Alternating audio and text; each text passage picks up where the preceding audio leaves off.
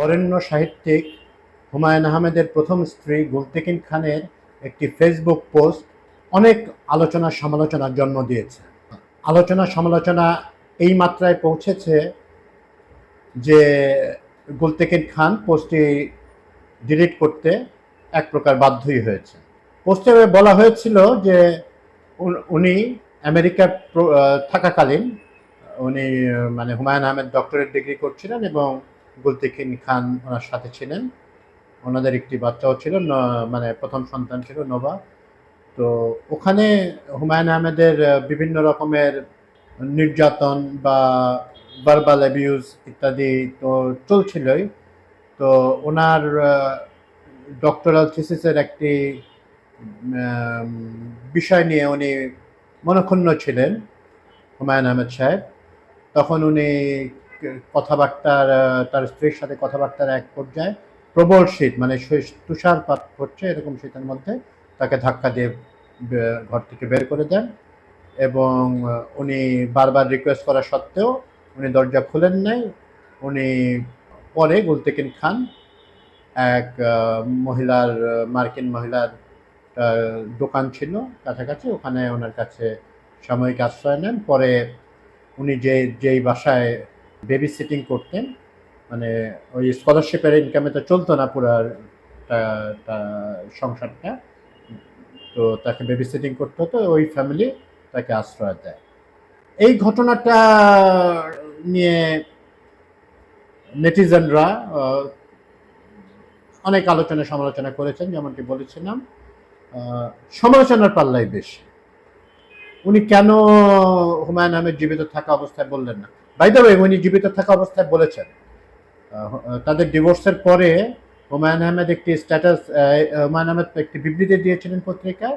তার পাল্টা বিবৃতি হিসেবে উনি তার উপরে অ্যাবিউজ এবং হুমায়ুন আহমেদের অন্য মহিলাদের সাথে বা মেয়েদের সাথে যে সম্পর্ক ছিল সেটা বিবাহিত থাকা অবস্থায় সেটা উনি বলেছিলেন এবং তার পড়াশোনার ব্যাপারে হুমায়ুন আহমেদ কীভাবে বাধা দিয়েছিলেন বা নিরুৎসাহিত করেছিলেন এগুলো উনি বলেছিলেন জীবিত থাকা অবস্থায়। হুমায়ুন আহমেদ তখন was very much alive at that time. তো যাই হোক, তো বলা উচিত ছিল, তার আরও ধৈর্য ধরা উচিত ছিল ইত্যাদি অনেক রকম জ্ঞান গুলতেকিন খানকে দিচ্ছিলেন আমাদের এবং দিয়ে চলেছেন আমাদের অনেক, এবং এদের অনেক মহিলাদের সংখ্যা মানে সমান সমান বা ওনাদের সংখ্যাই বেশি যারা সমালোচনা করছেন। তারা বলছেন যে একজন সাহিত্যিকের স্ত্রীর আরও অনেক ধৈর্যশীল হওয়া উচিত, তারা খামখেয়ালি হয়ে থাকেন। এবং মূল কথা হচ্ছে উনি আরও মানে মূল অভিযোগ হচ্ছে উনি বেঁচে থাকা অবস্থায় কেন বললেন না। যেমনটি বললাম, উনি বলেছিলেন, এই পার্টিকুলার ইনসিডেন্টটি বলেননি, কিন্তু অন্য বিভিন্ন বিষয় নিয়ে গুলতেকিন আহমেদ কথা বলেছিল। তো কোনো মৃত ব্যক্তির অন্যায় নিয়ে বা কোনো ভিকটিম কথা বলতে পারবেন না, এটা আমাদের ডিবেটে এসেছে। পারবেন না কেন? উনি কখন তার উপর নির্যাতনের বর্ণনা দিবেন এটা তো তার ব্যক্তিগত ব্যাপার। উনি অসত্য বলছেন কিনা সেটা নিয়ে প্রশ্ন উঠতে পারে। এরকম কেউ কিন্তু জোর দিয়ে বলেন নাই তার সমালোচনাকারীরা যে হুমায়ুন আহমেদ এই ধরনের কাজ করতেই পারেন না। আমরা বিভিন্নভাবে জানি যে হুমায়ুন আহমেদের মেজাজ খুব চড়া ছিল। ওনার খুব ঘনিষ্ঠ বন্ধু আসাদুজ্জামান নূরও বলেছিলেন এরকম কথাটা এরকম যে হুমায়ুন আহমেদ খুব মানে রেগে গেলে তার হিতাহিত জ্ঞান থাকেন না। হুমায়ুন আহমেদ নিজেই লিখেছেন তার ইয়েতে যে উনি বের হয়ে যেতে বলেছেন অনেক সময়। ধাক্কা দেওয়ার কথাটা বলেননি, কিন্তু উনি আরেকটা ঘটনা বলেছেন যে এক ভদ্রলোক ধাক্কা দিয়ে তার স্ত্রীকে বের করে দেয়, তো বাসার থেকে যখন বরফ পড়ছিল। তো এইরকম ঘটনাটা তার লাইফের সাথে এখন গুলতেকিন খান যেভাবে বললেন তার সাথে মিলে যায়। তো আমার তো মনে হয় যে মৃত্যুর পর কাউকে সমালোচনা করা যাবে না, এটা তো ঠিক বুঝলাম না ব্যাপারটা। আমাদের মুসলিমরা তো আবুল আহাবকে সেই 1400 বছর ধরে আমরা অভিশাপ দিয়ে যাচ্ছি বা অনেক লেখকের সমালোচনা হয়েছে। এই মুহূর্তে বলি যে সমরেশ বসুর ছেলে একটি উপন্যাস লিখেছেন তার বাবার জীবনকে নিয়ে। সেখানে তার বাবাকে খুব মানে খুব মহৎ চরিত্র উনি দেখাননি। তার মার সাথে মানে সমরেশ বসুর প্রথম স্ত্রীর সাথে যে অন্যায় হয়েছে সেটি উনি তুলে ধরেছেন। এটা নিয়ে কিন্তু কেউ ঝাঁপিয়ে পড়ে নাই তার উপরে, একটু উপন্যাসই লিখে ফেলেছেন।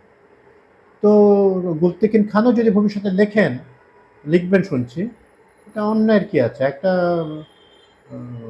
মৃত্যু হইলে তো আর ডিফেমেশনেরও হয় না।